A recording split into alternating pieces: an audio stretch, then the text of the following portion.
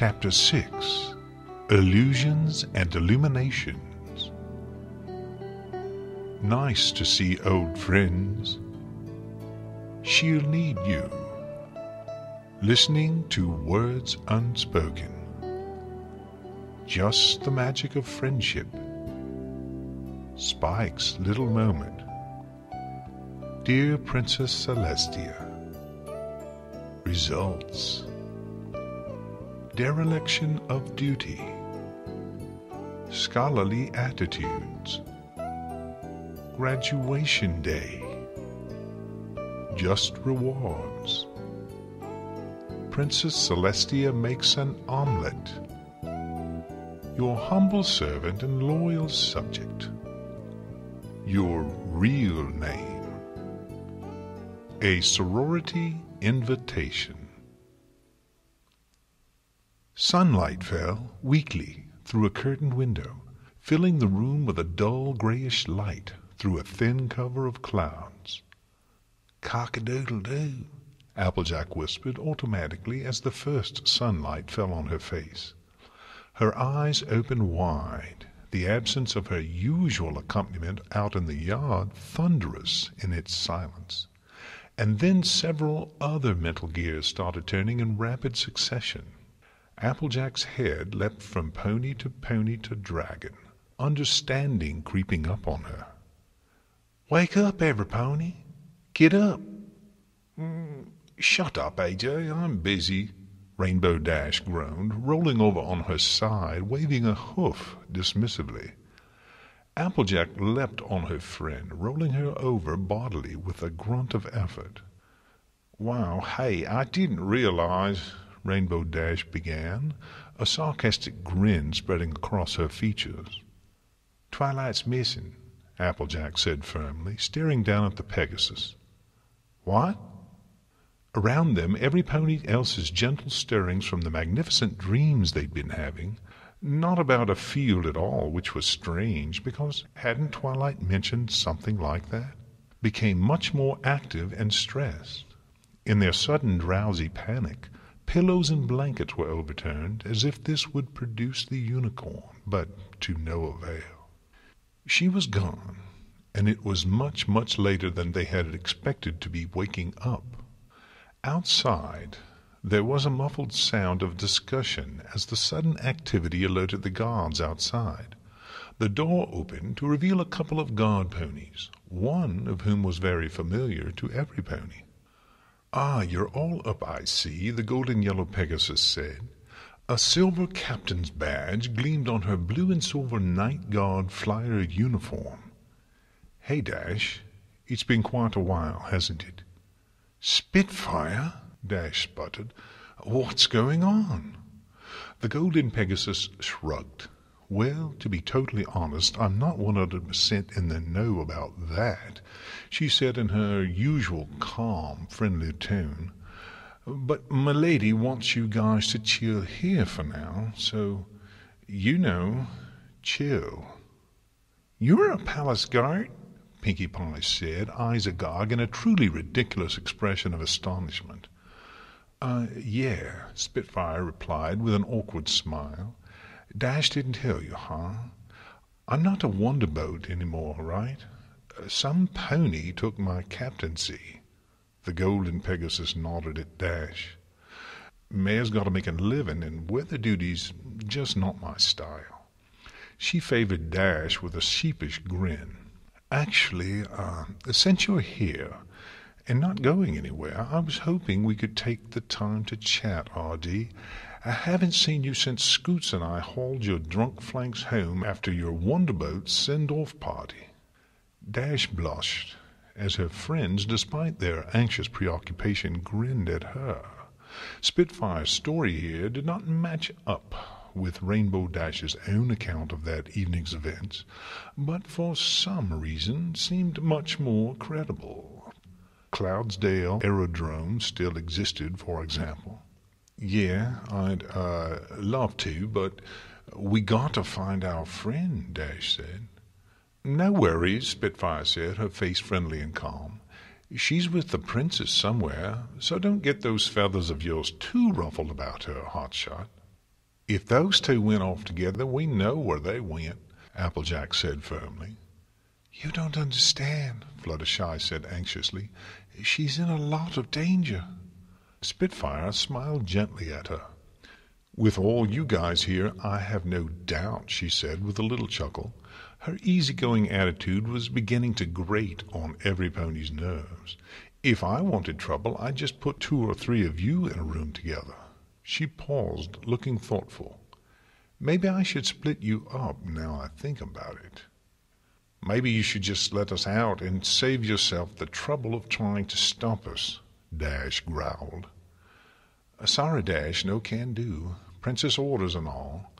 And more importantly, 3 squads of really serious dudes in armor standing around at my beck and call. Spitfire's small familiar smile grew a little wider, and while her eyes still looked calm and easygoing, a dangerous gleam flared deep in them. And just so you, in particular, don't get any ideas, there's a reason I was put in charge of keeping you here. Oh, yeah, Dash smarmed, reflexively contrary. Spitfire moseyed up to Dash. There was no other word for it. She walked like some pony who couldn't care less about anything else in the world, lazily and slow, and grinned smugly in the blue Pegasus' frowning face. You can beat me in a straight sprint, no doubt, but you and I both know you can't outrun me when you have to maneuver around, say, the towers here in Canterlot. She winked and lowered her voice to a whisper into Dash's ear. Or maybe you just never really want to. Rainbow Dash's face was now no longer blue, but solid red. Of course I could always get some wing bands up here if you feel the temptation to have another little race too much to resist, Spitfire added, waggling her eyebrows a little suggestively.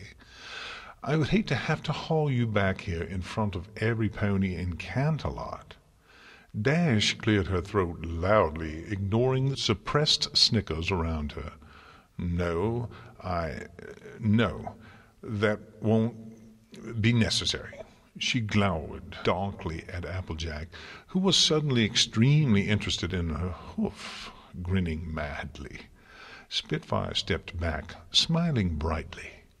It's so nice to see old friends, isn't it? She said with a happy sigh. Spitfire, you don't understand, Rarity said, stepping forward. Luna may have taken Twilight to perform very dangerous magic. The Pegasus scrunched up her face. That sounds kind of like their job, don't you think? I mean, we were supposed to help them, but it's about Princess Celestia, Applejack added, stepping up next to the unicorn. They ain't thinking straight. Thinking they gotta do it on the lonesome? They both might be in danger.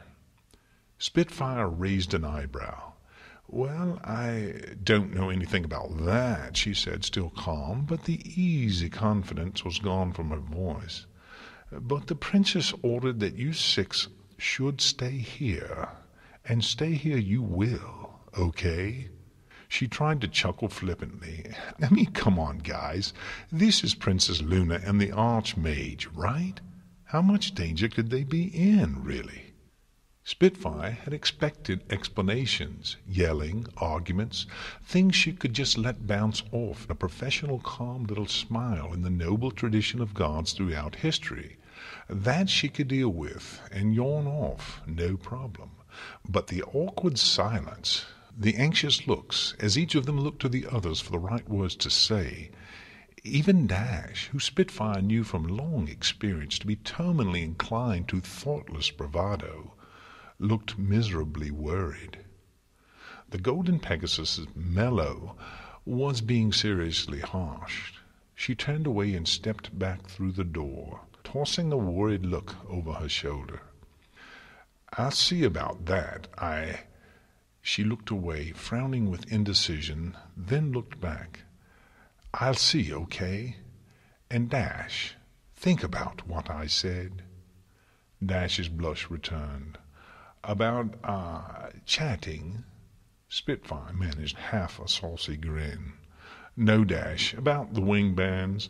Just stay here, will you?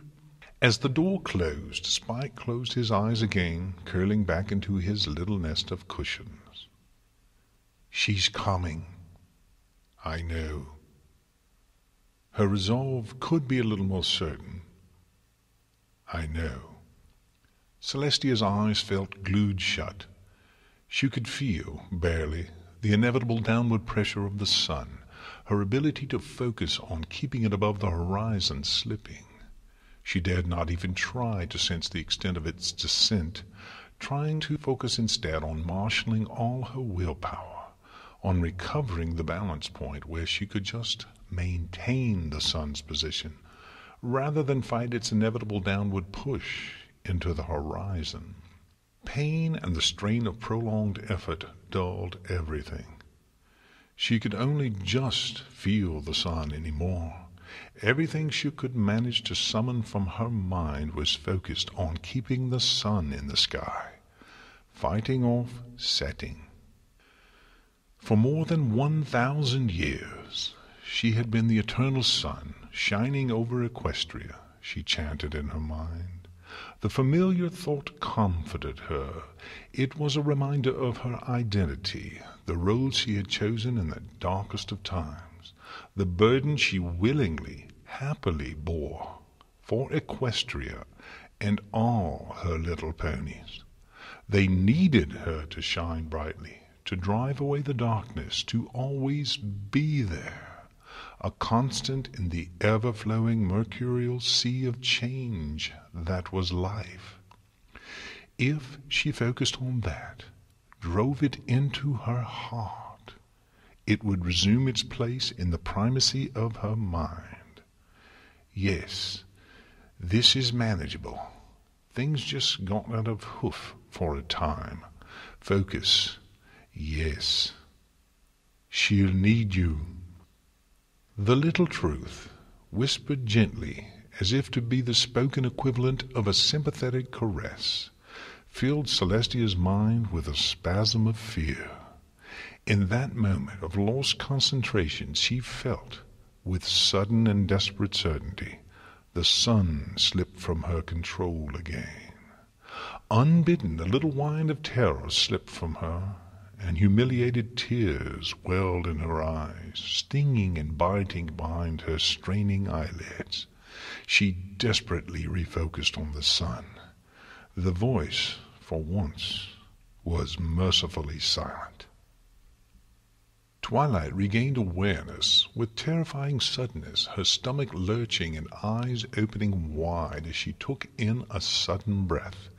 She was lying on her back, facing up into an endless blue sky. The air around her was dry as a bone baked under the naked sun, and tasted like the ancient stale air of the sealed vault-like basements of the palace library, thick with the strange odor of parchment dust and moldering paper.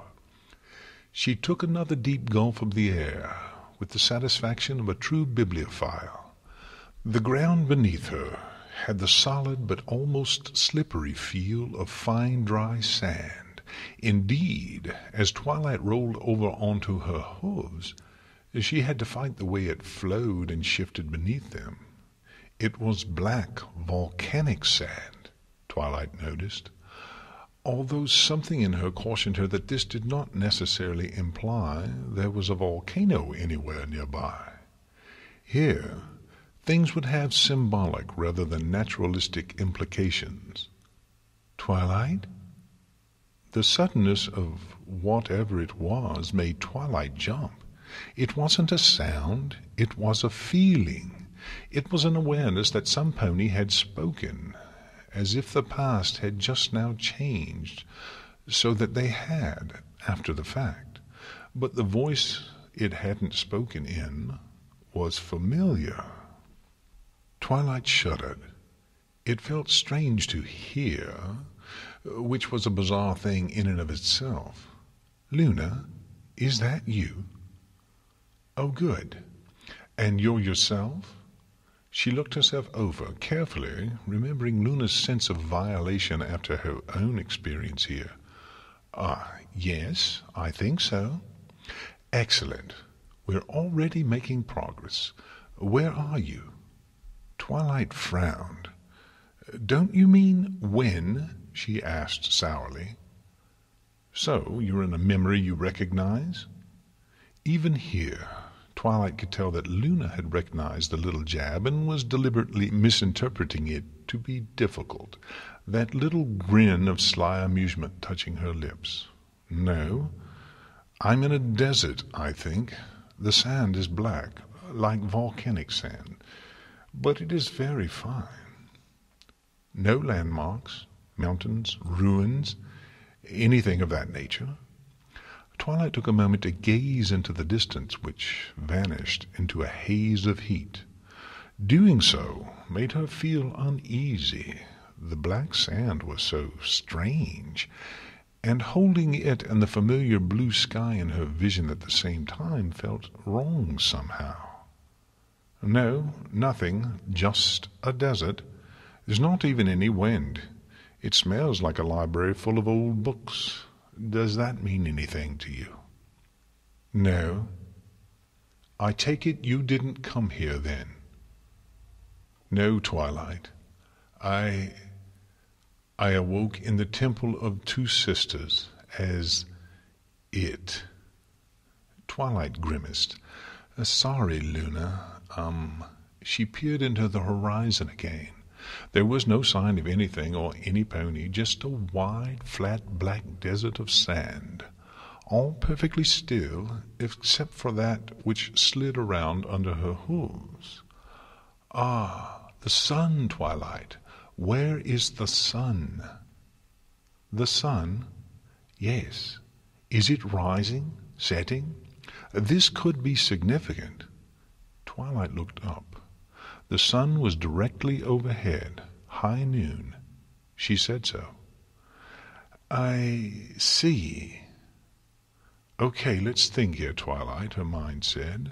What else could have been significant? Deduction requires data.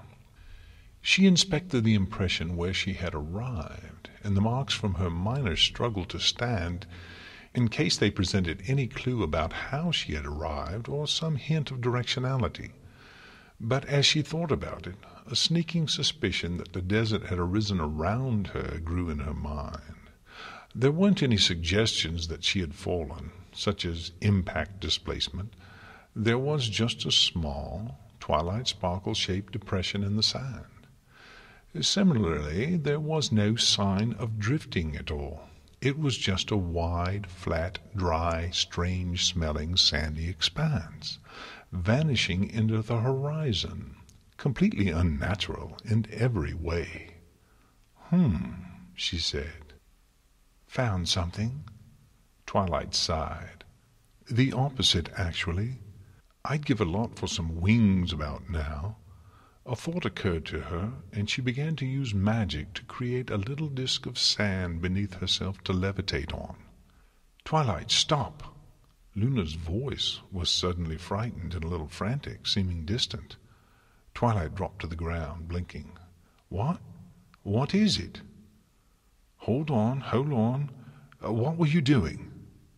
I was just levitating sand, making a platform to raise myself up on. Why? You started your mane on fire. What? There was a pause, which Twilight suspected was supposed to be filled with a little snicker. Okay, everything's fine, just a singe. For some reason you started producing sparks in the waking world. Twilight glowered, bringing a hoof to her face in irritation. No magic then, I take it. Just the magic of friendship for now, I think, sister. Wonderful, Twilight mumbled with a sarcastic half-smile. Well, let's see then. Maybe I can find a filly who wants her cutie mark around someplace. One generally finds a way to get under hoof if I try to go about my business in peace. Twilight looked around, and again failing to find any guide for herself, set off in a direction which failed to be any more or less appealing than the others.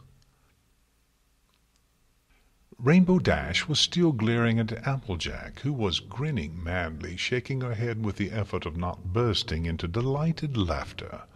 "That filly wound you right up the flagpole," the orange pony snickered. "You're redder than a red delicious in bucking season." "Shut up. Where's the big bad Rainbow Dash, heartbreaker and mare on the go now?" Looked more like you could barely look her in the eyes, for, well, you know, she's got a nice pair of wings on her for sure. "Shut up." "Honestly, you two," Rarity sniffed, "we have much more important things to be doing than teasing each other." "Rarity, I gotta get when the getting's good, don't I? And it's good and, good right now," Applejack sighed. "But you're right, of course." She gave her best friend another smug look, which the Pegasus huffed away from. "I can't believe Luna would just take Twilight," Fluttershy said sadly. "It's so unlike her." Dash gave Fluttershy a dark look, although she was privately happy to move on. "She wasn't exactly thrilled to have us around, you know." "I can't blame her, poor dear," Fluttershy replied, about as firmly as she ever did. "This must all be so hard on her, and she's so sensitive." Dash gave her a disbelieving look. Fluttershy frowned in her friend's defense, blushing furiously. Applejack nodded. "And Twi's been through a lot. I can see her getting a bee in her bonnet about Celestia and using the buzz to think with. She got real serious after she saw her lying there. Haystacks, so did I, but..." The Earth Pony shook her head. "There's a part of me that wishes I could agree with Spitfire and just leave him to it. I may be an element of harmony, but what's going on here? It ain't apple bucking, that's for sure." "Well, we can't just leave them, even if we won't be involved in the magic per se," Rarity said, looking nervous, her recent trauma not forgotten even though Luna had pronounced her perfectly healthy. "Did any pony hear anything in the night that might have given them a clue how Luna got her out of here?" Dash asked, ignoring Fluttershy's very slight narrowing of the eyes. Applejack shook her head. "Nope. I was out like a snuffed candle. Had a nice dream, though." "I was the same way," Rarity said. They looked to Fluttershy, who quailed under the sudden glares and just murmured a hot-sounding, "Sorry, no." "Me either," Pinky declared happily. She had been unusually quiet up until now, sitting and listening with un-Pinky-like patience. "But Spike did." "What?" Dash snarled, eyes ablaze. "I heard the Pinches tell him she couldn't put him to sleep like us because dragons don't like Luna playing in their dreams." Pinky grinned hugely at Spike, who remained curled up, one eye open very slightly. The binocular glare he was giving her might be described as poisonous. Applejack turned on him. "That true, Spike?" The dragon's other eye opened, letting him look around shiftily. "Yes," he moaned in a tiny voice. With a whoomph, Dash's powerful wings spread wide in a reflexive threat display. "Well, maybe you'd like to tell us what you saw then." "No." "Why ever not, Spike?" Rarity asked, stepping forward with as much poise as she could manage. "It's none of our business," he grumbled sullenly. "I'm sorry, dear, I didn't quite catch that," Rarity said, leaning in and batting her eyes. When it came to getting Spike to talk, there was noticeable and familiar progression of escalation. Pretending not to have heard him and batting her eyes was, for Rarity, the equivalent of hanging some pony in the air and shaking them by the tail until their tongue loosened. Pinky grabbed a candle and held it right above Spike's head, casting him into harsh light. "Yeah, spill the beans, Stoolie. Grrr." This menacing display was ruined somewhat by her collapsing into giggles, legs thrashing. Spike curled even tighter, his tail whipping around his face. "Spike, stand up this instant," Mistress Rarity declared haughtily. To her utter astonishment, This usually infallible method did not induce an instantly upright Spike. Instead, he slowly got to his feet, uncoiling unwillingly, and stood slowly to his full unslouching, and the ponies noticed this only now that they had provoked him, a somewhat imposing height. Even Applejack, tallest among them, had to look up to meet his eyes now. The dragon glowered down at them, shifting unhappily. Applejack murmured, "Good golly, he's a big 'un. Of course he'd never hurt us, but scary." Even Dash stepped back, wings shrinking back to her sides, but her face remained suspicious and demanding. Rarity, though, stood her ground, head upthrust, eyes gleaming. Spike looked everywhere but at her. "Spike,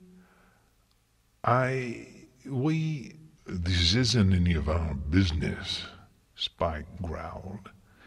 He really did. It was a very low sound, rolling out of him with as much affection as boulders crashing together. Fluttershy gave a tiny squeak of shock at the sound. Rarity stood her ground, cocking her head slightly and looking up at him inquisitively. The dragon squirmed.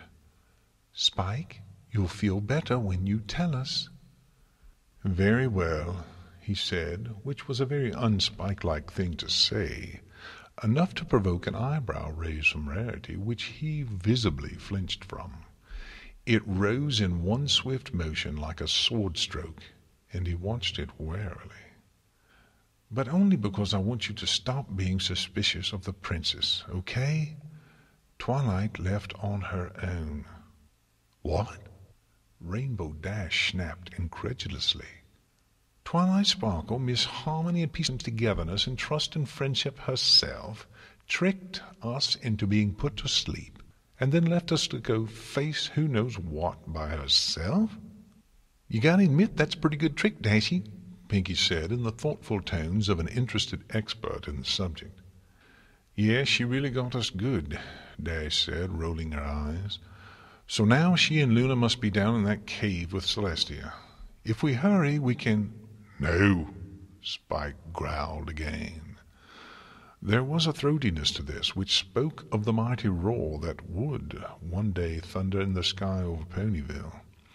The ponies instinctively flinched from the sound, staring up at him in sudden shock. He immediately shrank, having frightened himself, looking guilty. "No," he repeated quietly, "this is none of our business. I saw her leaving, and I let her go." Instinctively, without really looking, Applejack snatched Rainbow Dash from mid-leap and shoved a hoof over her mouth. Muffled complaints were still completely audible. Rarity cleared her throat. "Why?" she asked, prim as primroses, muzzle held high in the air. "You guys, I've known Celestia and Twilight since I was a baby. Twi hatched me herself, okay? I don't mean to say you guys don't know, but look, Celestia means more to Twilight, and Twilight means more to Celestia than... There's not really words for what they are. That's why things got so screwed up, maybe. And now Celestia could be gone from Twi's life for the rest of her life, maybe forever, if she decided she wanted to do this alone. I decided," he held his head up high and proud again, "I decided that if she needed to do this by herself, just her and Luna, then I understood. And you guys should too." "Spike?" the white unicorn asked quietly. He looked away, eyes shut. "I made my decision, okay?" The dragon was somewhat stunned to feel a gentle pressure on his chest, and as he turned to look, the barest whisper of a touch on his scaly cheek. He raised a clawed hand to it as Rarity backed away from him, his eyes confused but thrilled. "You really have grown into a fine young dragon," she said quietly. She gave him about the most admiring look he'd ever received from her. "I'm very proud of you." He smiled lamely. "Thank you, but, can I stop now? It's really hard to keep being firm about this when I'm almost sure I'll never see either of them again now." Twilight put one hoof before the other. Dare I ask if—" "No," Twilight growled. "Nothing new." From her point of view it had been several hours, but Luna said she'd only been doing this for about 5 minutes in the waking world. Subjectivity in the experience of time suggested it meant something, maybe. It was hot here, that was for sure. "Twilight?" "Yes?" "Please stop whatever you're doing. You look exhausted." "Okay," Twilight said, collapsing bodily sideways as Luna said this. A very little bit of the warm black sand fluffed up around her, falling back to the earth in a strangely regular way. There was absolutely no wind here, so it all fell straight up and down, almost like liquid. In fact, Twilight was beginning to get the idea that she was breathing with her real body, not with this astral form, or whatever you wanted to call it, and thus there probably wasn't air at all, which made her wonder why there was a smell, but whatever. She lay there exhausted, feeling ashamed of herself. It had only been a couple hours. On some of her adventures she'd traveled for days, keeping pace, trying to keep pace with Applejack's indefatigable stride across plains and mountains, through forests and swamps, from sunrise to— Twilight twitched, just a little, more from the sudden pang of anxiety about helping the princess than any lingering twitchiness, which pleased her in a distant sort of way. "Are you all right?" "Yep," Twilight said, exhausted. "Just peachy." "You twitched?" "Yeah, here too. Just a passing thought." "All right, if you're sure. Your body isn't as separate from your mind as mine can be, it seems." Twilight smiled weakly. "So, no magic, and if I get hurt here, I get hurt in real life. Super." "I'm not sure it's quite that neat, but let's be careful." Twilight rolled up so she could look around, although she wasn't entirely sure what compelled her to do this. She had no logical reason to expect anything but the uniform black waste stretching to the horizons. But hope springs eternal. Above her the blazing eye of high noon shined down, unmoving and unchanged. Which way had she come from? Twilight cast about. The only marks in the sand were those she had just made when she flopped to the ground, and even those were fading. Her hoofprints were completely gone, as if they'd never been there. She blinked a couple times. "Luna, my hoofprints are gone. You were just walking." Yes," Twilight said, too aware of how foolish this sounded. "A thought occurs." "Well, don't keep it to yourself." "It is possible that her mind, hasn't noticed you yet. This is a very strange circumstance after all. There might not be any part of it trying to notice things." Twilight's brow furrowed. "It noticed you? Do you think I'm less intrusive?" "Possibly.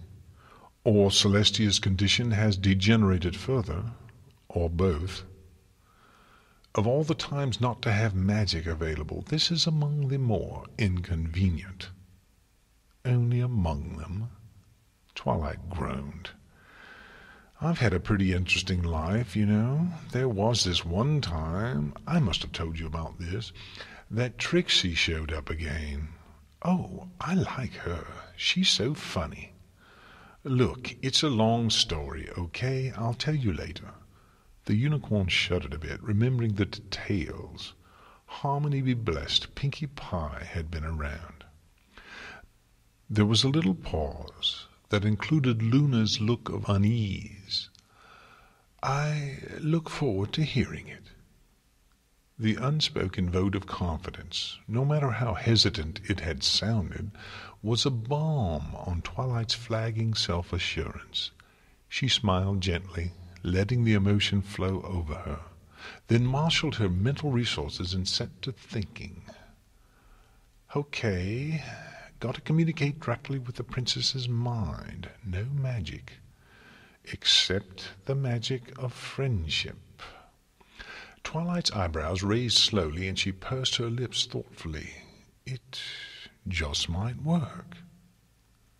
"I'm going to try something," Twilight said in the speculative tones of an engineer who's put some thought into exactly how to move that boulder over yonder with this here matchstick. "Something friendship-related. Tell me if anything happens on your end." "Very well. Be careful."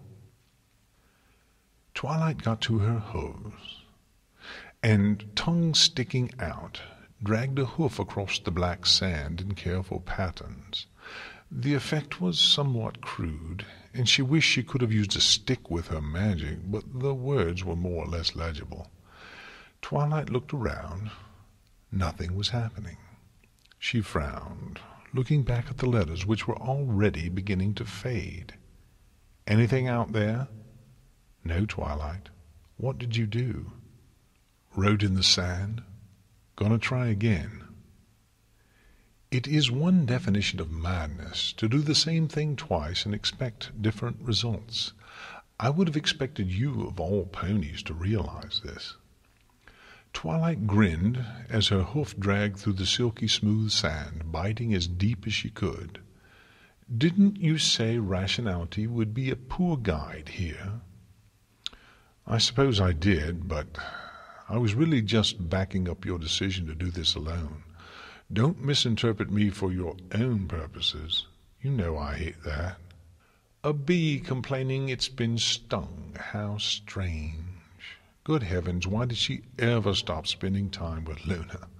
All the more reason to resolve this situation, so that there could be 1,000 more moments like this with her big sister." It was a little weird to say, even in her mind, but in a good way. Twilight smiled. Luna must have thought so too, because her voice had a smile in it. "Extremely amusing. Make your attempt, will you?" Twilight, panting hard, finished scrawling the words in the sand. "So?" "Nothing, Twilight." "Nope, nothing here either. Just being thorough. I think we can say that nothing is observing the physical state of this desert. Well, of course that must be so. Otherwise my magic earlier would have caused some notice, don't you think?" "Well, that was only telekinesis, and it only lasted for a moment." "But you can hear me, right? Maybe other things are listening too. I just need to use the right words." "Ha! Magic words, maybe? Abracadabra, alakazam, please." A familiar little grin of satisfaction spread across Twilight's features. "Not magic words, just the right ones." She cleared her throat. "Your horn is glowing. Are you doing magic?" "Sort of," Twilight said, her joyful grin of triumph truly beautiful to behold. "Dear Princess Celestia." Luna looked up, face aglow with delight and hope. Silver letters sprang to life in the air above Twilight, tracing themselves into being with a simple but serene and elegant grace. "Dear Princess Celestia, I'm here. Let me in. Please, your faithful student." "Twilight Sparkle." Twilight's voice rang in Celestia's mind. They were at once the most delightful, welcome words she had ever heard. Her heart swelled with joy and relief at how proud and confident Twilight sounded, and a torture of such terrible severity that even demons would balk at it. "Oh, Twilight, I don't deserve you." "Took her long enough. I can't believe she was just walking around. I mean, why? I thought she was clever," said the voice. "Oops. Pay attention, Celestia. You're losing your grip." "We should be there," Dash moaned. Spike shot her a half-hearted glare, his head resting in Rarity's lap. He was only a young dragon after all, and could only bear so much. It had broken the ponies' hearts to see him struggle against his own biology and try to break into terrified tears. More discussion had followed.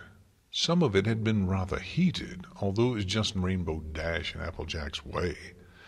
As emotions grew more drawn out and the discussion went on, the inevitability of their conclusion grew more and more apparent.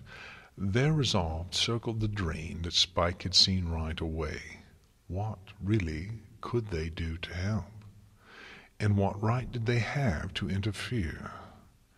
Dash, in particular, had been conflicted, torn between loyalty to Twilight's safety and loyalty to Twilight's right to pursue some closure. Her headstrong bravado had burned out quickly, and she fell into a dark, brooding depression. She had eventually manufactured a little nest for herself and steadfastly refused to speak, except in bitter little interjections like this, apparently changing her mind about what they should do every time she worked up the nerve to speak. They lay around the room in silence, every pony unsure to their bones. Pinkie Pie's attempts to lighten the mood had fallen flat, even with her. Suddenly, there was something. Rarity looked up from Spike, her eyes wide and wary. "Did any pony else feel that?" "Feel what?" Applejack said, but paused, looking wary. "Yeah, I did." She looked down at herself, putting a hoof to her neck where a jewel might hang on a golden torque. She had felt, just for a moment, the slight ethereal pull that she associated with using the elements of harmony, the tug as the magic focused around the element of magic and formed into the great rainbow wave. The 5 ponies looked at each other, unsure whether to be anxious or to indulge a familiar rising feeling of hope and inner serenity. Something was happening, but as soon as they noticed it, the feeling passed, leaving them feeling even gloomier in its absence. The world rumbled around Twilight. The black sand, shaking and vibrating weirdly, rushed inwards towards a point in front of her, making her slip and stumble as her footing became slick as ice flowing underneath her. The great mass of sand built up in great leaps and bounds in a bizarre, inorganic way. It was very much like watching a complicated bottle fill up, each shape seeming to grow and flow into itself on its own, rising high above Twilight into the still cloudless expanse of blue sky. A horrendous storm of swirling sand surrounded the black shape as great towering pillars of the strange black sand coalesced into being. Twilight blinked and coughed in the noxious storm, putting a hoof in front of her eyes, finding herself unwilling to look away from this strange sight. It was curiously beautiful and had a strange emotional feeling to it. It was a thing that existed, coming into being. Something like a birth was happening before her. Sneezing and hacking, Twilight was finally forced to back away as the storm grew more and more intense. Howling winds appearing from nowhere sang banshee songs as the sands whirled and bit at her, making her snap and jerk as if she were being bitten by flies, shielding her eyes and face as best she could. Then, with shocking suddenness, the storm died. Twilight unfolded from the reflexive cringe and looked up. At Canterlot Castle. Twilight looked around herself in panic. She was standing on the main road up to the castle, decorative shrubberies on either side of her. Behind her the road led down into Canterlot town, and from there off onto the great plains in the shadow of the mountains, towards the south and Ponyville. Twilight, Twilight, what happened? The desert, sort of became... I'm standing in front of the castle. Twilight stared. The gates were thrown open, but the castle seemed to loom even now in the midday sun, more than it ever had, even when Twilight was a filly. It was as tall and imposing as perhaps most ponies thought it. And there were subtle changes. The decorative rail fences looked larger and thicker, the windows small and dark, the colors muted, the gold gilt dull. Well, something like the castle anyways. Canterlot? Yeah. Can you go inside? Twilight looked up at the open gates and then further up at the steps, the keep, beyond which lay the annex and great hall. The great arched doors, edged in gold, seemed to swing in as her eyes fell on them. I think it wants me to. Wants you to? You can feel intentionality from this place? No, nothing like that. It's just that the doors are open. There was a long pause. I suppose there's nothing else to do, is there? Well, it's nice to get some results, if nothing else, Twilight said, trotting forwards. As she passed the gates, they slowly swung shut behind her. She turned at the sound and watched as the vision of the world beyond was obscured by a strange roiling mist. Well, that was promising. The unicorn turned back to the annex doors, open enough to reveal a soft glow inside, a strange sort of smoky stuff spilling out of the bottom of the doorway, vanishing as it rolled along the ground. Equally promising. Can you still hear me? Yes. Are you all right? Twilight set her face in an expression of grim determination. I'm going in. Brave, isn't she? The bravest. Shame there's not an element of courage, eh? But magic's okay too, I guess. There was a pause that nevertheless conveyed a bored grin of intense smugness. She really doesn't understand where she is, though, does she?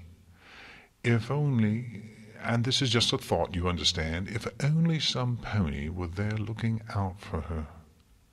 She doesn't need me looking out for her anymore. Well, your sister is half tagging along, I think, so that should be fun. Let's watch, shall we? The voice added eagerly. Celestia tried to refocus her attention on the sun, but every sound Twilight made caused her face to twitch into a little grimace of anxiety. Focus. For Equestria, you stupid old nag. Put the sun back in the sky and rise. For every pony. That includes her, after all. There was a knock on the door, but it was mostly for politeness' sake. The door immediately opened and Spitfire entered, looking uncomfortable. Her eyes roamed around the room carefully, taking in the muted scene with growing unhappiness. Even Rainbow Dash was just lying on a stack of pillows facing out the window, her body limp and face listless. Applejack looked up. "Howdy," she managed. The guard captain tried to reform her usual patient smile, but like a match lit in the wind, it flared, sputtered, and failed. As she searched for words, she chewed her lower lip just a little.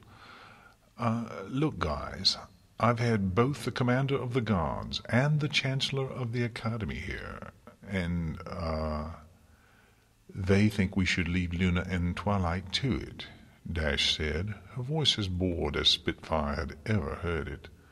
Not disinterested bored, Spitfire was very familiar with that tone of voice out of her friend. Empty board. It was a little disturbing to hear Dash's voice so drained of emotion. I tried to explain that you guys are all worried that they're not thinking straight, without going into too much detail, Spitfire said, a little bit of pleading in her voice, begging them to believe her. They both say that we need to trust the princess's judgment.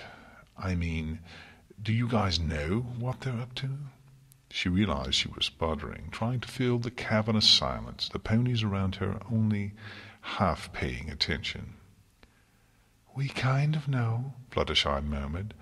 That's why we're worried. Spitfire forced her expression to harden, and then she cleared her throat.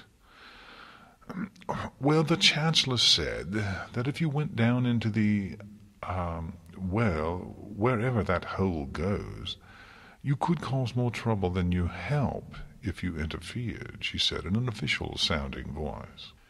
Rarity looked up from Spike, who still had his head in her lap.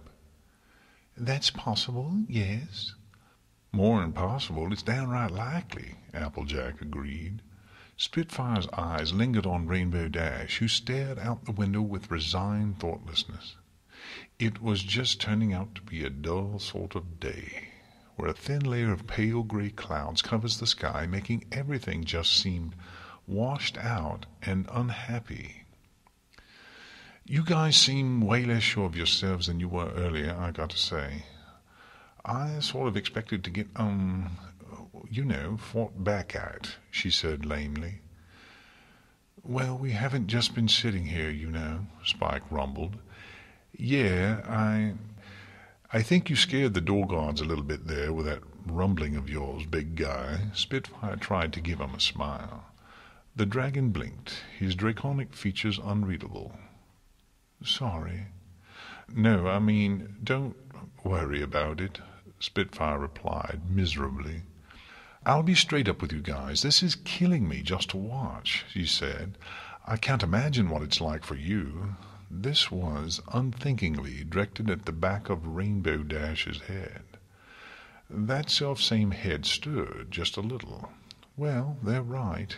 This is some heavy stuff. Where would we start helping out? We just have to trust them. Reluctant resignation oozed off of Dash's voice. You've got those elements, don't you? The princess didn't want to use them, Applejack said flatly. Magic is as magic does, I suppose. Spitfire chewed her lip again.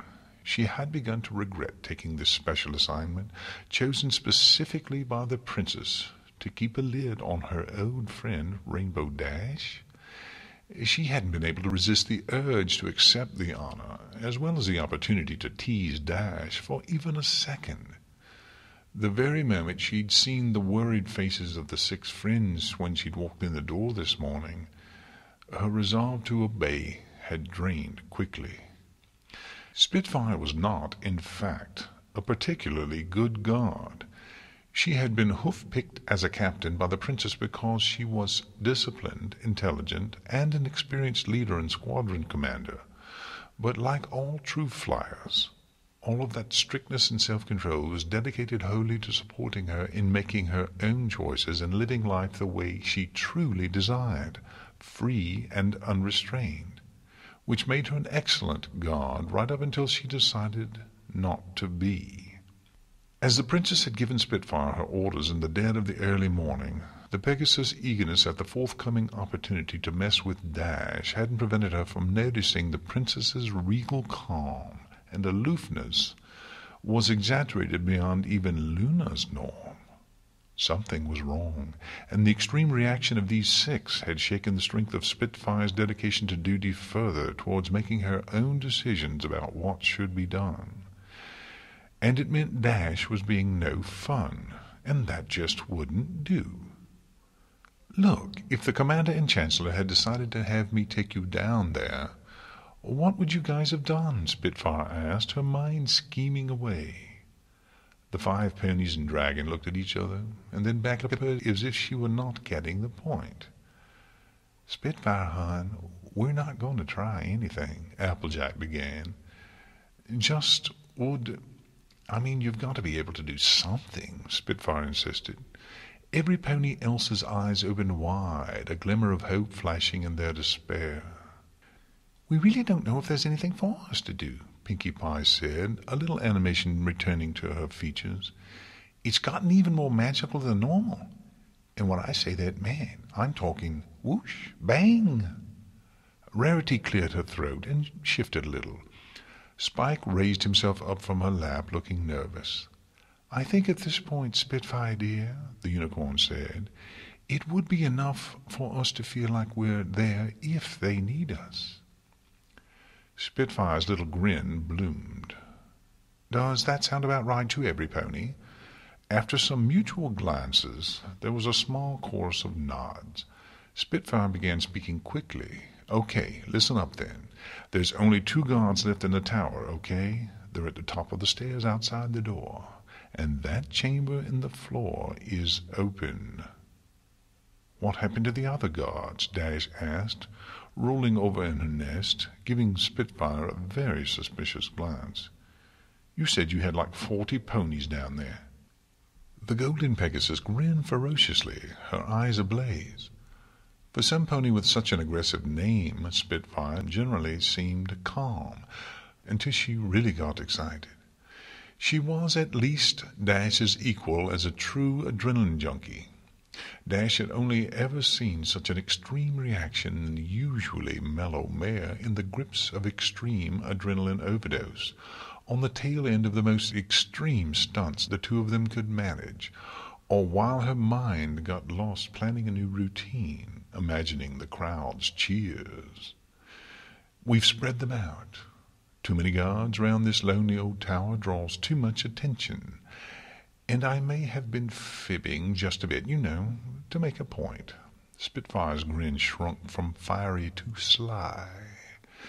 But it seems that I'm about to commit a serious dereliction of duty. Imagine that, a guard captain. Shameful, really. As loyal citizens of Equestria, it would be your pleasure to report such irresponsible behavior.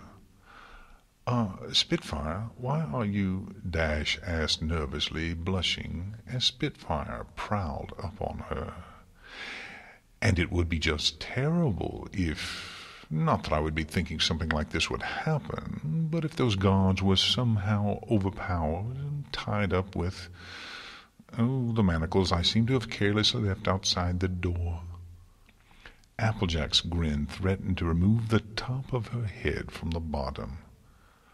Oh my, wouldn't it just, she said. Spike frowned. We'll just be there, right? No interfering unless we have to.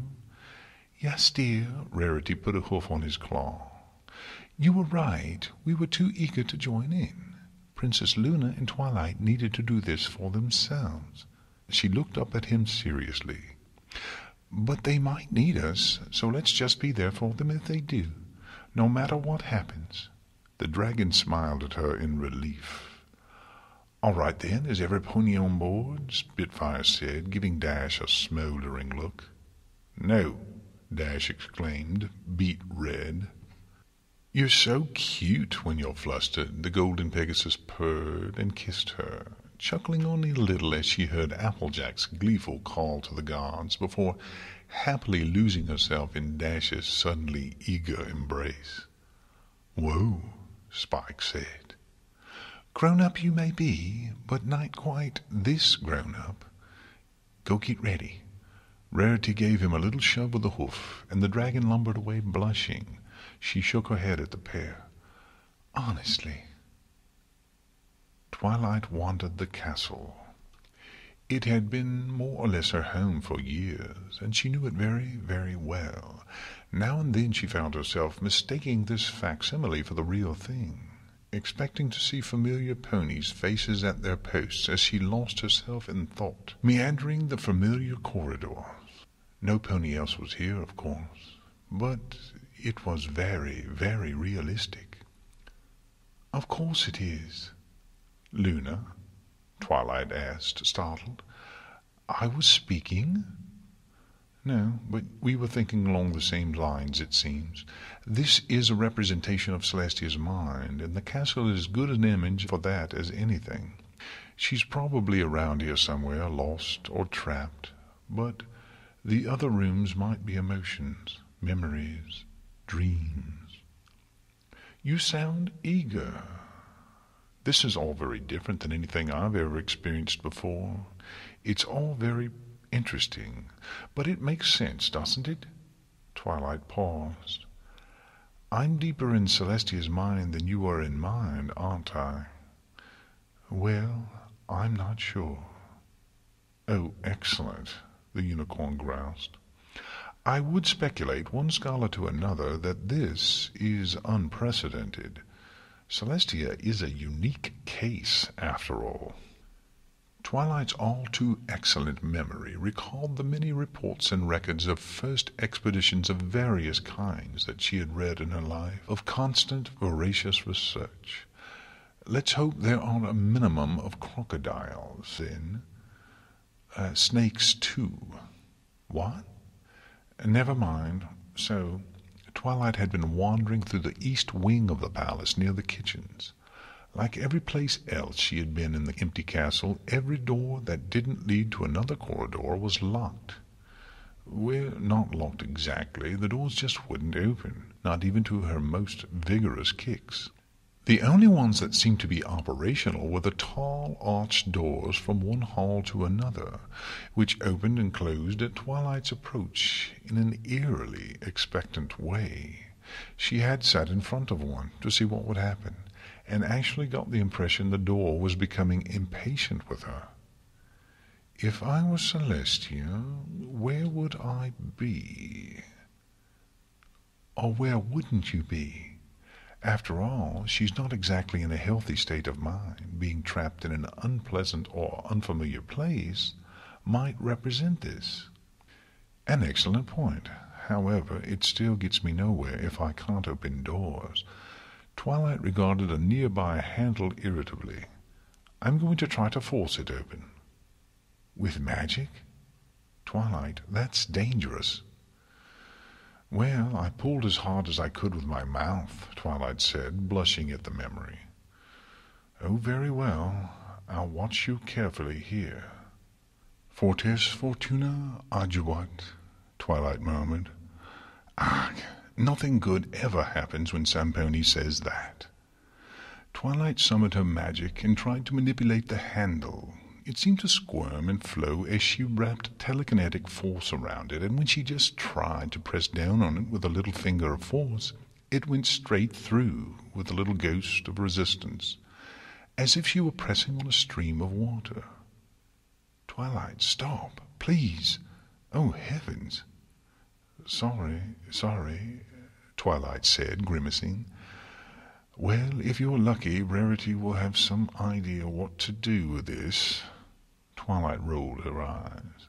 My mane is the least of my problems, I think. The unicorn sighed and looked around. So let's work from what we can guess. This is some sort of representation of the princess's mind, and it knows I'm here. Maybe it doesn't know what to do with you. It seems clear that Celestia isn't controlling things herself. Because I had to attract the mind's attention, or, well, by similar logic, she also hasn't kicked you out yet, which is more or less equally likely. Twilight's stomach flipped. Somehow that represented the ultimate form of rejection. No, not somehow. It really did, in every possible way, and thus the confirmation of at least some of the worries that still lurked and prowled in her mind. Twilight hissed between her teeth, grimacing. Don't think about that stuff. Solve the problem. Find Celestia. Get answers. Maybe save the day. Just another day at the office, tree, library, wizard's tower, place. Nothing you haven't done 100 times. Are you all right? Yes. You twitched again. Did you feel me touching you? No, Twilight said, suddenly wary. Why are you touching me? There was an embarrassed silence. Then, Just a nuzzle. Sorry." Don't apologize, Twilight sputtered hastily. "Thank you." "You didn't notice it, though?" "No." "So we have more information about your senses." Luna sounded both a little sad and eager to move on, so Twilight let the whole issue pass. I think I'm going to try to, communicate again." "It is the way Twilight Sparkle traditionally speaks to the princess. A curious phenomenon." "Yes, it is," Twilight said, a wry grin spreading on her features at Luna's little dig. "All right then, here I go. Dear Princess Celestia, it's me, Twilight Sparkle. I'm trying to figure out what's going on. I want to talk to you. Luna and I care about you a lot, and we want to help. And I think you and I need to work on some closure about some stuff, if you don't, mind. Your faithful student, Twilight Sparkle." "What were you teaching this poor filly?" asked the voice in Celestia's. Its tone was a strange mixture of amusement and impatience. "I mean, really, for another forever she's running around even though she already knows what she has to do. She said what she has to do." "Let her figure this out on her own," Celestia interrupted. Her voice was raspy and harsh, her throat dry as the desert Twilight had arrived in. "Oh, was that your teaching method?" This time there was a derisive little snicker. "No wonder she's stumbling around." There was a loud creak as a door opened behind Twilight. She stared at it. The door to the parade grounds opened." "Well?" Yeah, Twilight said and stepped through. The first sensation was of noise, so close and at such volume that it was a physical presence pressing down on her. Twilight felt her heart try to match rhythm with the bass drum, which pounded away as the symphony orchestra around her blared the Pride of Equestria, Movement 3, March of the Wizard, the theme of the Academy. The rising height of the final few bars rang in her head even after they had finished playing. The grounds were packed to the brim. As her mind reeled with sensation, Twilight tried to latch onto recognizable images. She saw before her the familiar faces of her parents hugging tightly, her mother weeping proudly, her father's face split in two by his grin, her friends, all her friends, the elements, Zecora, various apples, Spike, every pony and everybody, were in the front row, barely containing their urge to cheer and laugh and dance around. Behind them sat noble ponies, dignitaries, emissaries of foreign nations, prominent scholars, and other ponies of importance, all looking pleased. The sky was blue, the sun was shining, the air was fresh. She was wearing her cape, the one rarity made her. Twilight looked back at it in wonder, feeling the brooch bite at her neck a little, the downside to having such a pointed cutie mark, she supposed. She was also wearing a broad-brimmed hat. What the hay was going on? "Citizens of Equestria," announced a familiar drawl behind her. Twilight spun in place to see the fat face of the Academy Chancellor standing behind a podium suspended above which was an enchanted iron ring, which amplified his voice. The thunderous noise it made had surprised the audience, and he was adjusting it a bit with his magic. "Oh, excuse me," he burbled into his beard as he fiddled with it, peering intently. Twilight began. "Citizens of Equestria, and of course honored guests from many lands, I, Fireheart the 32nd, Chancellor of Her Majesty's Academy for Gifted Unicorns, am honored to present to you, Her Majesty, Princess Celestia." The Chancellor's voice roared at her despite his efforts, but the crowd seemed immensely pleased by what he had said. Twilight frowned. But this isn't how... The Chancellor stepped down, and behind the podium appeared an even more familiar figure, the slim but tall figure of the princess in the fullness of her beauty. She looked down on Twilight with a radiant smile and gave her a wink. "Princess!" "Shh, Twilight, you're supposed to be looking proud. Smile," the princess whispered. She turned to the little iron ring and cleared her throat. "My beloved citizens and friends from the many nations of the world, I am so pleased that you could all be with me today as I..." She paused, looking a little embarrassed. "Forgive me, I'm just a little moved. As I was saying, thank you for being with me as I, with great pride, confer the title of Archmage on my most faithful student, Twilight Sparkle." There was a storm of applause. "But we held the ceremony and there weren't," Twilight murmured, but no pony paid her any attention. "And you didn't say a word. You just looked at me." "There has not been a new Archmage in many, many years. It fills me with pride to once again have the honor of presenting you with another gifted wizard, whose talents will surely bring pride and honor to the Academy, as well as wisdom and knowledge to the whole of Equestria." Princess Celestia looked down at Twilight, her face a portrait of overwhelming affection. "I'm so proud of you, Twilight." Twilight turned and looked up at her.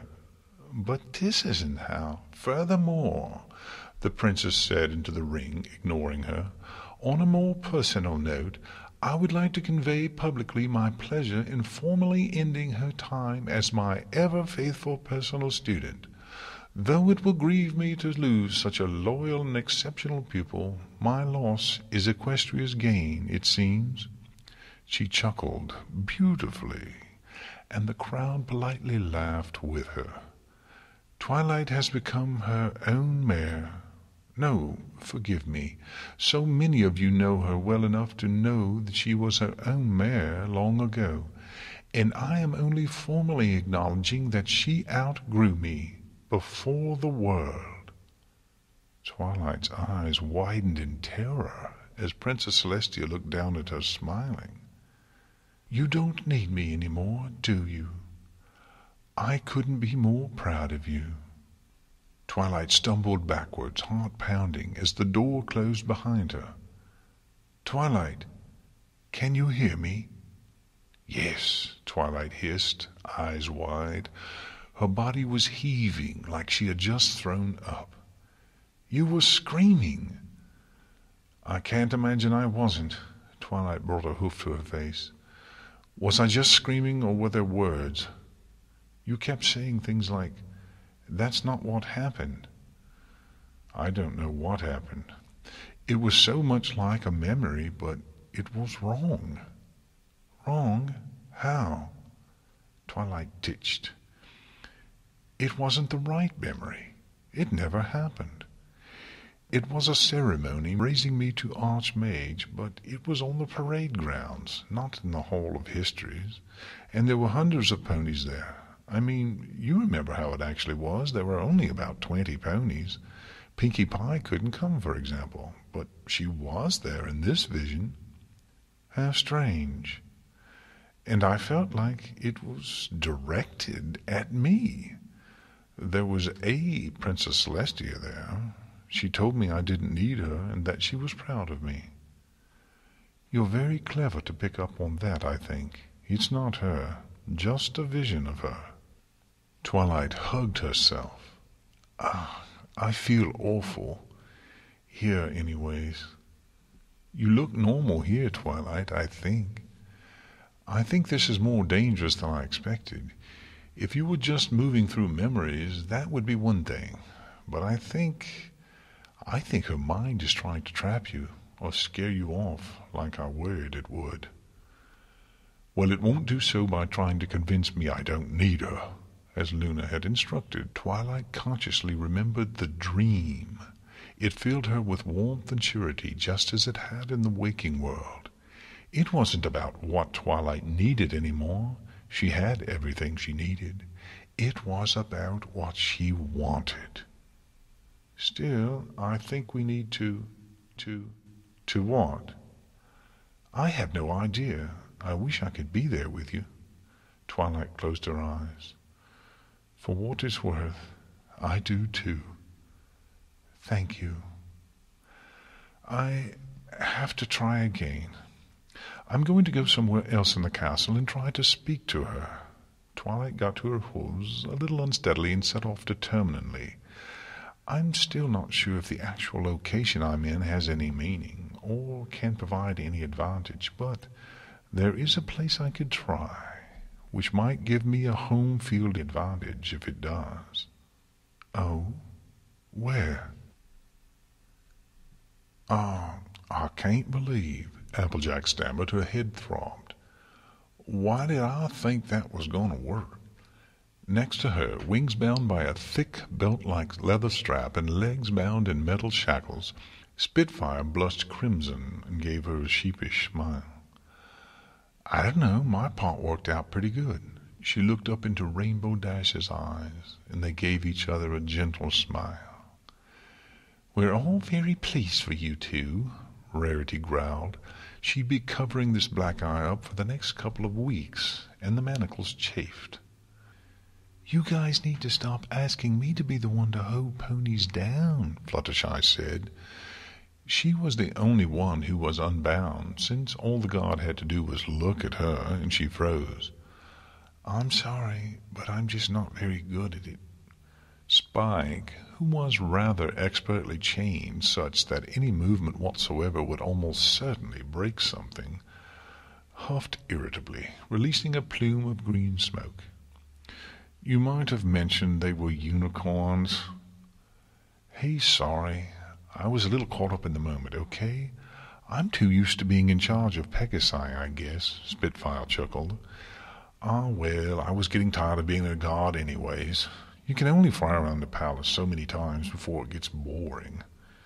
Well, how's 10 years from next Friday sound as a time for your first date? Pinkie Pie said, happy as anything, even though she was wrapped from neck down in sturdy iron chains. I can get you guys an extra cupcake free at Sugar Cube Corner. Being the mayor has perks. I'd love it. First, Spitfire mused, Dash, what have you been telling these ponies? Rainbow Dash, if at all possible, turned even redder. Well, since we have the time, you might as well fill any gaps in our knowledge, Applejack said, giving Dash a wicked grin. Next to her, Spitfire did the same. Dash's face went stormy. Spike sighed, looking up at Rarity and Fluttershy, who gave him the most sympathetic and apologetic smiles they could.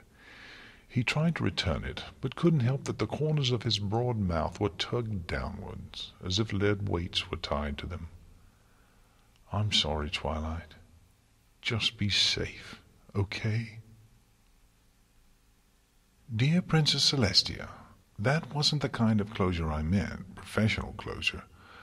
No, I mean, I get that. I think you and I need to talk about what our relationship really is.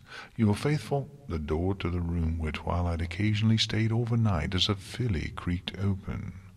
Twilight looked at it carefully, swallowed, and stepped through. Twilight opened her eyes. She felt warm and comfortable. She didn't care to move, which suddenly seemed like altogether too much effort for too little benefit. The smell of home surrounded her. Old wood, breakfast cooking on the stove downstairs, her books. Everything seemed fine, comfortable, familiar. She let her eyelids droop again, drifting back off to sleep, here in her old bed at her parents' house. Wait, what? She sat up in the bed suddenly, looking around carefully, studying every inch of the room. This place was more bare lately than it had been when she was very young. Even when she lived in the palace at the tower, her room at her parents' home had been filled with the little trinkets one accumulated, little physical memories. But now it was a room that her parents left furnished for guests. with one particular guest in mind who visited all too infrequently from distant Ponyville. It had that strange feeling of being a room prepared for you by someone else, where even familiar objects seemed slightly strange. And breakfast was cooking downstairs. Alert now, Twilight could hear the sizzle of eggs on a skillet, one of her mother's least favorite breakfasts, so Twilight always indulged in it whenever possible. When she and Spike had first taken up residence in the library, he'd actually gotten a little creeped out by her gleeful little giggles as she fried herself 2 sunny-side-up eggs for the 7th day in a row. The unicorn stepped out of bed carefully, trying not to make any noise on the creaky floorboards that had been the bane of her youth as she tried to sneak out to stargaze, or on that one silly night to attempt as a filly to sneak into the palace forever after a fight with her mom about teleporting in the house. She stepped down the hallway and carefully descended the stairs, ears alert for any sound. She heard nothing except the sounds of some pony busy in the kitchen, chopping, pouring, scraping, cabinets opening and closing, the gentle ring of magic manipulating tools with careful precision. Fear, or something like it, gnawing at her, she stuck her head around the corner of the stairwell, as she had so many times as a filly, and stared. "Oh, you're up. Good. I was hoping this would wake you." Twilight felt glued to the spot. Rage boiled in her heart. "How dare you!" Princess Celestia, in Twilight's mother's best white apron, was making an omelet. Nothing in all her life had lit Twilight's fury so readily. Frustration building over time, that was an old friend, a wrath that she knew well and had cultivated into something like an art form. Being friends with Rainbow Dash and Pinkie Pie teaches tolerance after all, especially when they were both bored at the same time. But this? Oh, Celestia had to know. She took tea with Twilight's mother occasionally after all. They must have talked about this privately between mares, come to an understanding. Celestia smiled.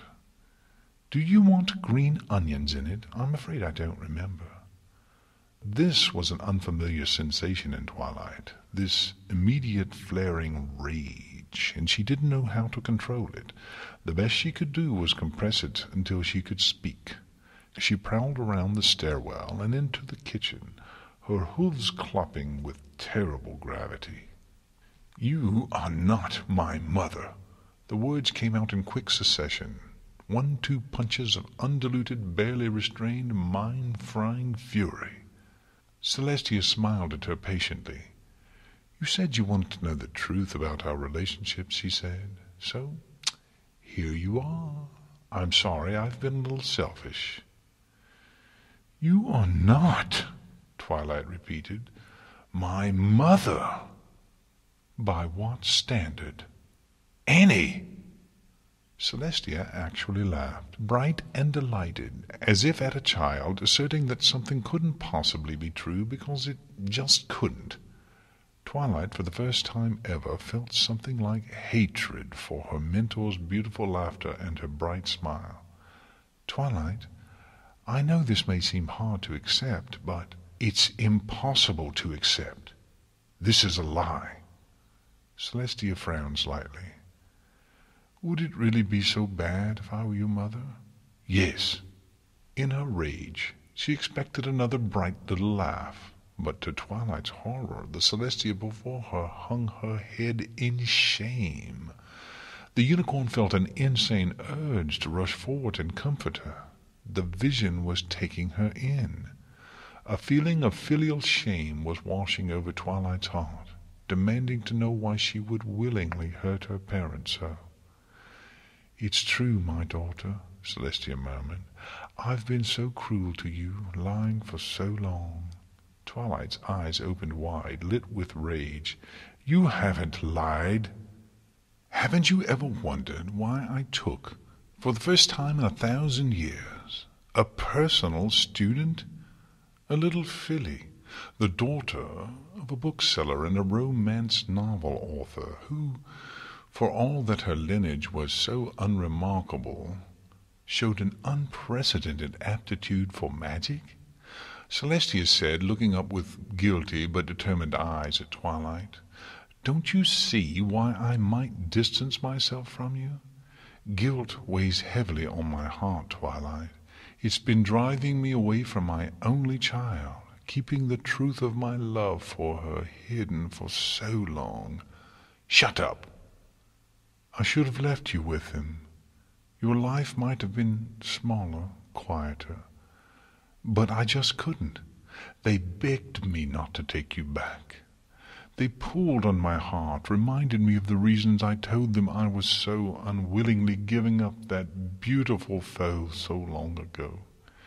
And to know that you were born mortal, my own daughter, so powerful, so intelligent, so loving, so beautiful, we should have eternity together. No, I don't accept this. Twilight, I know this is hard to hear, but please, no. Twilight, it's important for you to understand this. Listen to me. Your father—" Twilight stamped a hoof in rage. "My father is a bookseller. His name is Orion. I love him." "Yes, Twilight," Celestia said in a tiny voice. "He is." Twilight held this pathetic excuse for Celestia in a glare of absolute loathing. "Don't you even dare speak about my father that way. Please," the simulacrum begged. "Please let yourself be my daughter. I know I've left you alone far too long. But come to me now. Accept my mistakes, your father's mistakes." "The only mistake I'm going to accept," Twilight snarled, "is that any part of you thought this would fool me for a second. I've told you about my mother.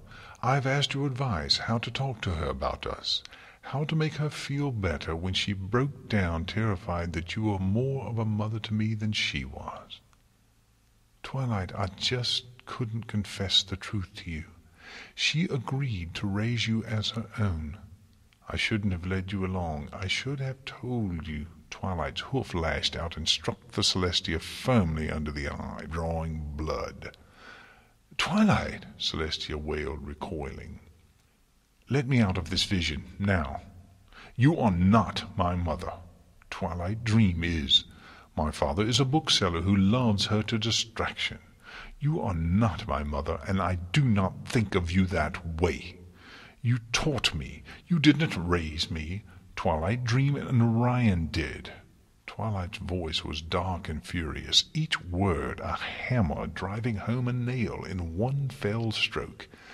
"They raised me to work as hard as I could and live up to your expectations and my own hopes. They are proud that their daughter is your student and an archmage. I would not stand to hear them insulted like this when they sacrificed and suffered so much fear and doubt on both our accounts." The Celestia, one hoof raised to its bleeding face, looked at her piteously. Would it really be that terrible to be my child? Twilight's voice was a flame compressed down into a controlled, unbelievably hot point of blue light. "Even if it were true, I would spit it right back in your face. My parents are my parents. You are my teacher. Have your own foals if you want one so badly." "Oh my, feisty. I like her." Celestia didn't respond. She hadn't dared even look at the images that the voice was apparently so enjoying. She was desperate to focus on the fading sun. Nevertheless, the sound of voices found its way into her mind despite her efforts to ignore them. Twilight's rage, rejecting that part of Celestia's love for the unicorn so categorically, was a little painful to hear. She did not deny that she had maternal feelings about her protégé. It would be strange for her not to, but it had been time to outgrow them long ago. And nevertheless, even if it was demeaning, there was a part of Celestia that quietly wished Twilight were her flesh and blood. She was not Twilight's mother, though she had so often played that part in small ways from time to time, as every adult pony did for other ponies' foals, especially teachers to the very young, which Celestia had most certainly been in this case. But some dark parts of her, the small mean parts, whispered that it would be so much easier to understand her relationship with her student if she were. Wouldn't that just make everything so much simpler? And there was obviously an appeal to the knowledge that some pony so precious was bound to you so closely, and yet at a comfortable and impassable distance. That said, most of her was alive with joy to hear it. Twilight's ability to see through the feeble lie pleased her, first of all. It was one of those little stories that seemed absurd and easy to reject at first, but stuck in your mind because it had little hooks of the possible buried deep inside them, curvy words like maybe and well, there was that one time. Twilight's unflinching loyalty to Twilight Dream and Orion, who loved her deeply, was the best defense against such an insidious falsehood, and they were the ones who deserved to feel the special joy of having such a wonderful daughter. More generally, there were many parts of Celestia that were pleased to hear Twilight reject such an imbalanced relationship, although some reasons why she desired more equality between them were much more noble than others. Celestia shook her head desperately, trying to pull it all out of her mind, but Twilight's voice, speaking to an inaudible Luna, was a magnet for her attention. "Tell me this is not something the princess is doing intentionally," Twilight roared, the door shutting behind her. "Tell me this wasn't something she controlled." "Well, I don't think so. Twilight, what's wrong? What happened?" Twilight huffed out her anger, snorting loudly. "She tried to convince me I was her daughter." "Well, the thought has crossed my mind from time to time." "Not you too," Twilight snarled. "I'm not her daughter." "What makes you so sure?" Twilight fell onto her haunches, face firm, her rage spitting and snarling in her mind as it cooled from white-hot to a smoldering red. How many times had she herself wondered? How many times as a filly had that idle speculation crossed the line into something like hope? How many times had she had to look into her mother's tearful face as they talked about this, and lied, saying that she had never, ever wished Celestia was her real mother for even a second? But she didn't. Not really. The thoughts came less and less often as she grew older, but having them all shoved in her face, hearing that beloved, trusted voice speaking the secret, guilty wish of her filly's heart, no, it had been too much. And the wake of the rage, the burning trails in her mind, where adrenaline had surged so recently, was agony. Her head throbbed angrily. Twilight clutched her head in her forehooves, eyes slammed shut. Her parents were generous and loving ponies who had endured their daughter being remote from them for much of her life, knowing that she was getting something from Celestia that they could never have dreamed of giving her otherwise, and they were so proud of her. Twilight loved them, even if somehow it turned out she was Celestia's natural daughter. Twilight Dream and Orion were Twilight Sparkle's real parents.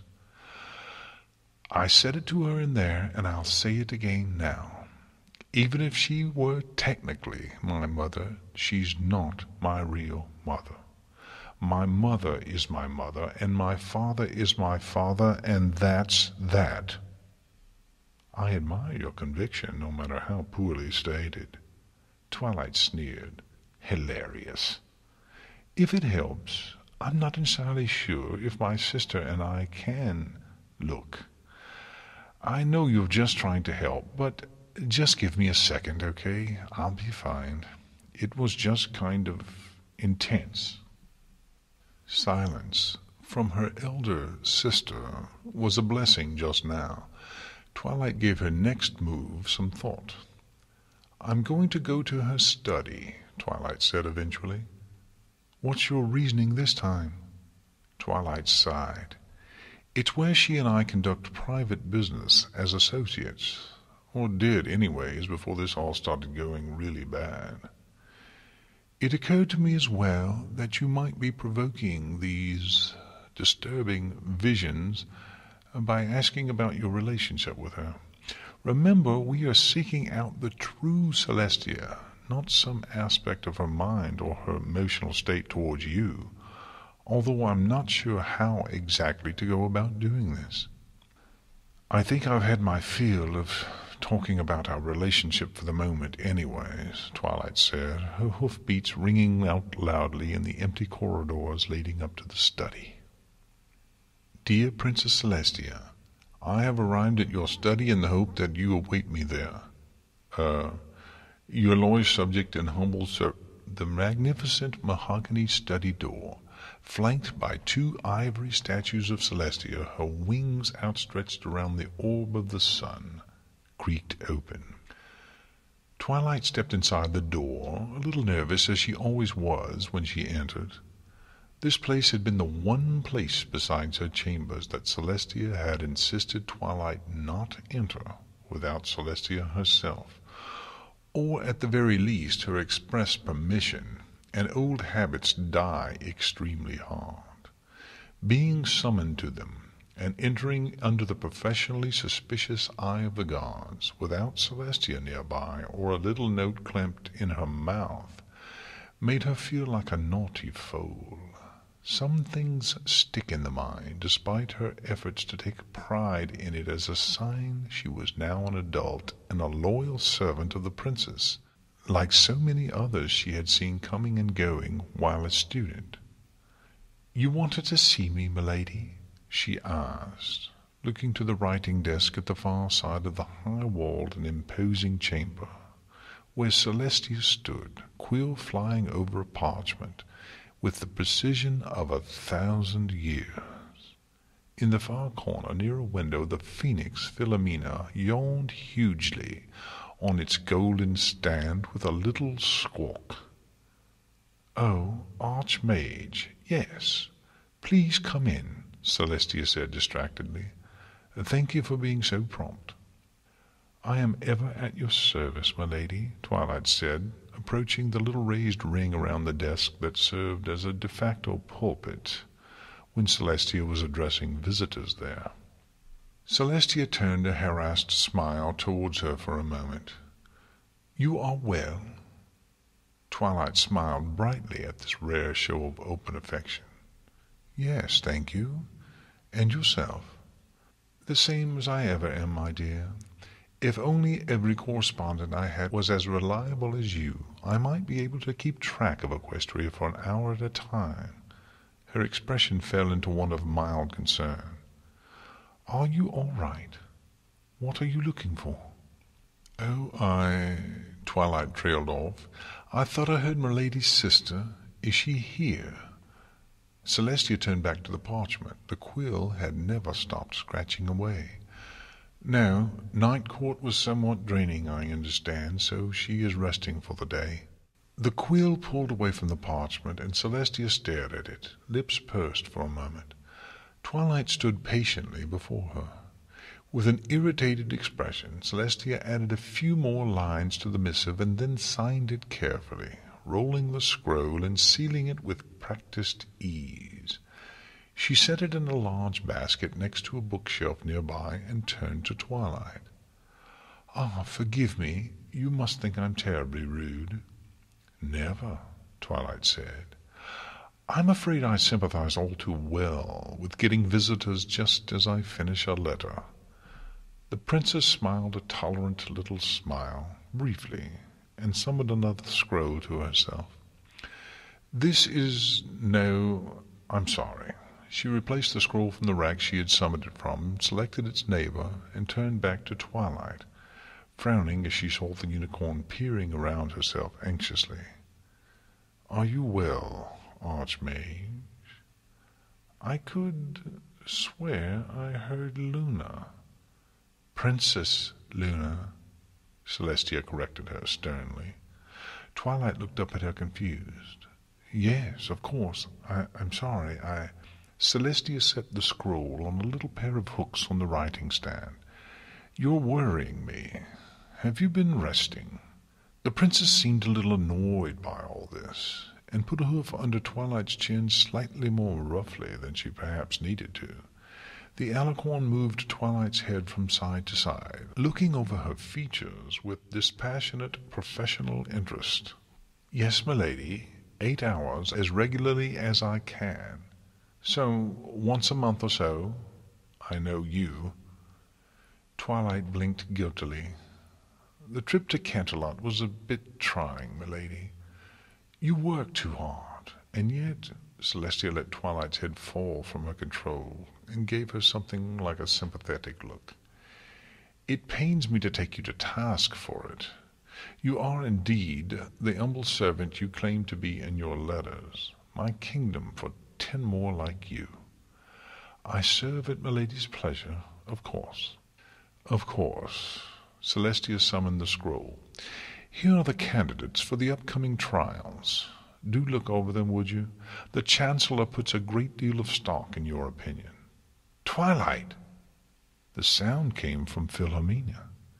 The princess and the Archmage stared at the bird, golden and beautiful, in shock. Yes?" Twilight asked. She frowned slightly as the princess gave her a disapproving look. "Is this the truth?" the phoenix squawked, the sounds awkward in its beaked mouth. Celestia's face grew dark.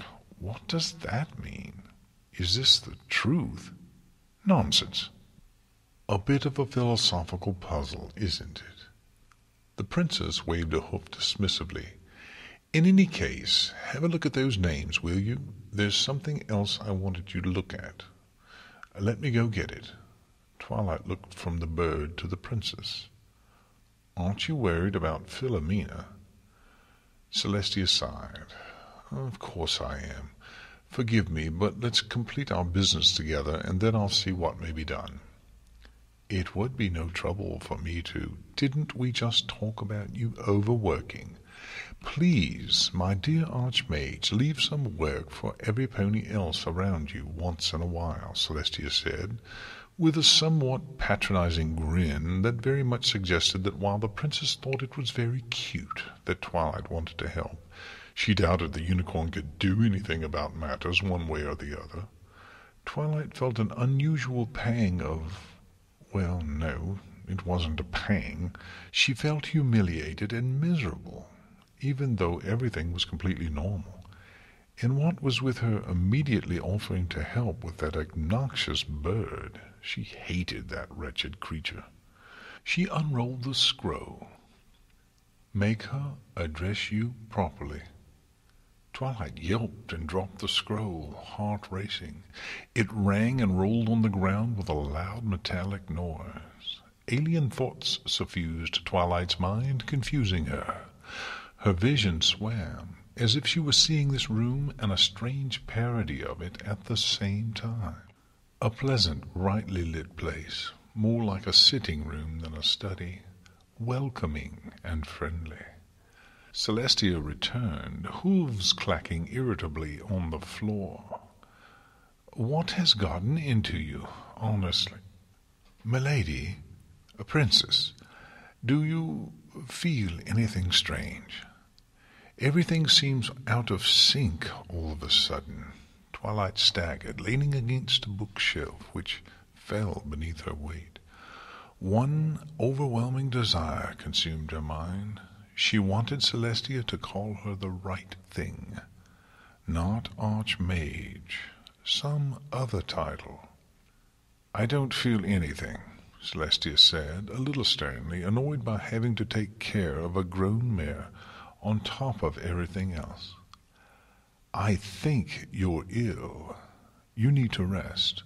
Lie down. Now, Archmage, you're stumbling. That's not my name, Twilight slurred. Don't call me that. That's not who I am. She meandered forward drunkenly and collapsed on her side through a glass table, shattering it. In a way, she managed to catch most of the pieces before they hit the ground. What happened? Hurts. Can't think right. Blood pooled rapidly on the floor. Twilight, Celestia cried. Her apathy and slightly cold professionalism vanished. Her face, which had been tight and cold, was now the familiar warm and open face of the princess. Twilight's face screwed up. Familiar? Celestia has always been haughty and businesslike. This friendly face was the strange one. Why did everything hurt so badly? Why did nothing feel real? And why was she so desperate to be called the right thing? The princess cradled Twilight's head, carefully avoiding the little gashes and shards of glass there. Twilight Sparkle. No, Twilight moaned. Call me the right thing. How I sign letters. She coughed, and blood stained the alabaster hoof of the princess, splattering on her gilt shoe. Panic bloomed in Celestia's eyes. My humble servant, loyal subject, she asked desperately. Twilight's eyes rolled back in her head. Like I am a filly, what you call me. Celestia, breathing shallowly and panicked, looked down at Twilight's ruined torso and whimpered, her mind screaming at her immense memory for some words that would satisfy the nonsensical wish of her dying student. Finally, out of the depths of recall, as if another pony's voice spoke in her mind. My faithful student? The voice had said nothing as the scene played out, but now just couldn't let it go on, could be quiet. The first breath, taken in deeply as Twilight's eyes opened wide, was a fiery agony as air spread across places her brain still thought shards of plate glass were piercing her. Ah! Twilight howled against the sudden pain. Foolish, foolish filly. That's nice to say to some pony who's dying, Twilight whined. Me, not you, and you're not dying. She was lying on her back in the bright corridor outside the study. Twilight looked down as best she could. Her body failed to be riddled with grievous wounds. Oh, she got to her hooves, the weird psychosomatic pain fading. What happened? It was like I was another pony. You changed your name. Names are important. Twilight scrunched up her face. No, I didn't. Twilight Sparkle, Archmage, and my most skilled colleague, you know very well that Twilight Sparkle is not your only name. Titles are not names. Correct. Titles are words that mean what you do or have done. Names are words that mean who you are. You are talking about faithful student, Twilight said warily. You began signing the last letter, so to speak, with humble servant and loyal subject, the way you have been signing them since you and Celestia began the final stages of your drifting apart. There is a part of you which believes that to be who you are to her, or you wouldn't have used it to try and get her to take you seriously. Is that who you are? Well, no, I mean, I am loyal, but I should say, is that all you are? Remember what I told you in your own mind, that the last thing Celestia needs are more subjects? Twilight frowned, feeling foolish. Well, no, I suppose not.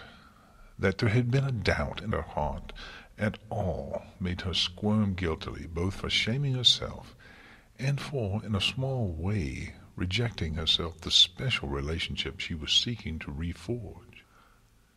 Then don't address yourself that way unless that's how you want Celestia's mind to treat you. You need to be her faithful student if you're going to be anything more than useful to her. So, my self-perception and how her mind reacts to it are driving visions here. That's what I believe in any case. Because you defined yourself incorrectly, you were trapping yourself away from yourself. I lost my connection with you almost instantly. I had to work hard to find you again and force my way into the vision. So this is totally subjective. Not quite. I think I figured it out. When you address her, you're defining yourself to her, providing her mind with a frame of reference for dealing with you. So when you asked her mind for a definition of your relationship, it tossed out a relatively safe role for Celestia emotionally, a mother. When you called yourself her humble servant, I imagine you were seeing something to that effect, a bit of a perception trap. It was awful, Twilight moaned.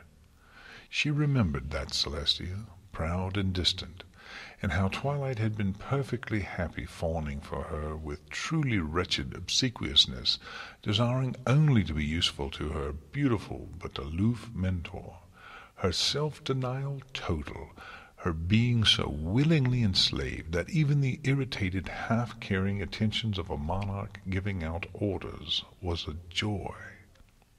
So, moving on from there, maybe if I managed to speak the truth about her feelings about me, or no, not quite right. If I correctly self-define and address her the way she would want me to, I might gain more access. Luna's voice was strangled and unhappy.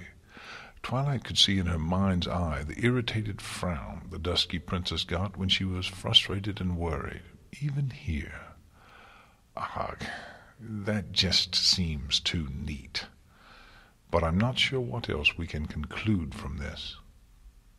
There's something else, Twilight said thoughtfully.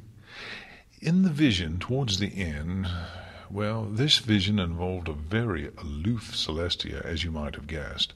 But at the end, I was hurt rather badly, and the Celestia changed into something more like the real one. She seemed confused, but that's odd. You don't think? No, I do, and that makes me very happy to hear. Celestia might be in there somewhere trying to help you. I know that she would never willingly let you come to any harm if she could help it. Twilight suddenly remembered something. My body. Cuts. Long ones, but shallow. What happened? I fell through a plate glass table. There was a fretful pause. Try not to do it again, sister. Twilight felt that it would not be appropriate to point out that this had been a direct result of Luna's attempts to wake her up. Ungrateful, certainly. So are we letting go of the idea that where I am has any meaning to what happens? I shouldn't think so. In the mind, context and connections between things is everything. I'm going to the library then, Twilight said after some thought. Let's be a little more careful with forward planning. What exactly do you intend to do? Twilight smiled. I'll ask if I can be her sister too. The guards changed. The two who had suppressed the impromptu prison break brought their replacements in and explained in detail exactly what had happened, taking a certain amount of relish and license in the exciting tale of getting the drop on the most famous heroes of Equestria. The new guards were day guard Pegasi in bright golden armor. One of them looked extremely young and was somewhat awestruck to see two of his favorite wonderbolts of all time grinning up at him sheepishly. "Don't get stupid, Colt," one of the massive night guard unicorns growled at him. The young Pegasus' face took on an expression of exaggerated seriousness, and he sniffed at them haughtily. The door closed behind them as they left. The prisoners heard some more muttered discussion, and then silence fell once again. "I still cannot believe I thought that would work," Applejack muttered. Spitfire gave her a pained, apologetic look. "Hey, guys," Spike said nervously. Something was weighing heavily on his mind. Rarity gave him a little smile, expecting him to be fretting about Twilight. "What is it, dear?" This may sound strange, but what time is it?" Every pony looked at each other in confusion, but as their attention was called to the time of day, and they looked around the room, a grim feeling of foreboding rose in their hearts. "Well, that was the 10 o'clock guard rotation," Spitfire said, the only pony who was not looking around at the light in the room suspiciously. "Unless they've changed something. You guys woke up around 8. Spike had been left in a position where he was facing the window.